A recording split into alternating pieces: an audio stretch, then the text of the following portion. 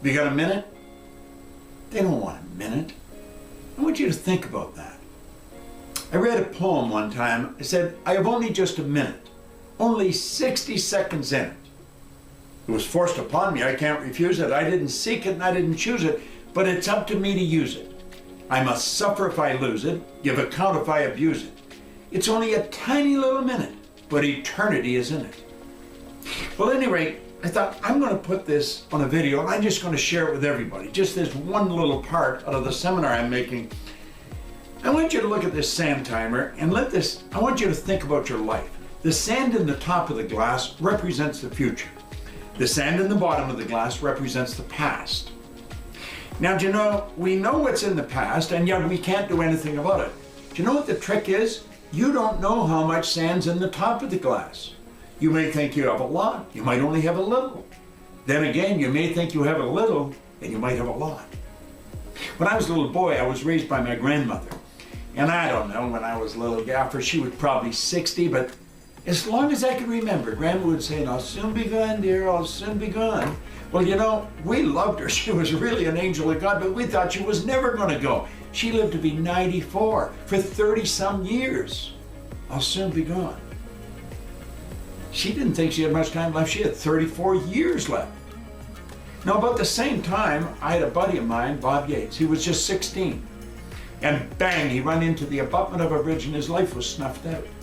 If you had asked him a half hour before how much sand he had left, he would have said at least a half a century. He didn't have a half an hour. See, the trick is we don't know how much sand we have left. The future, we don't know. The past, it's gone. Now, the only thing you can deal with is what's right here, right now. And if you look, the sand is always moving. Now, think of this.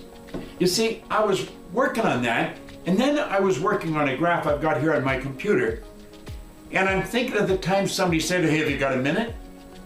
Well, they don't really want a minute. Do you know if you're earning $50,000 a year, a minute's 42 cents? A half hour is $12.50. If we take that ahead a bit, if you're earning $80,000 a year, a minute's 67 cents. Half hour is $20. If you're earning $150,000 a year, you got a minute? It costs you $1.25 a minute. A half hour is $37.50. So you see, if somebody said, you want to stop for a cup of coffee? Well, if you're earning $250,000 a year, a minute is $2.08. Half hour is $62.50. And then, of course, you got the coffee to pay for on top of that. So you see, the point is this. This is all we've got right here, right now. We don't know how much we have left in the future, but we do know what we've got now. And I have found the people that win are the people who make up their mind. They're not going to waste the minutes. They're going to be productive. They're going to make it happen every minute.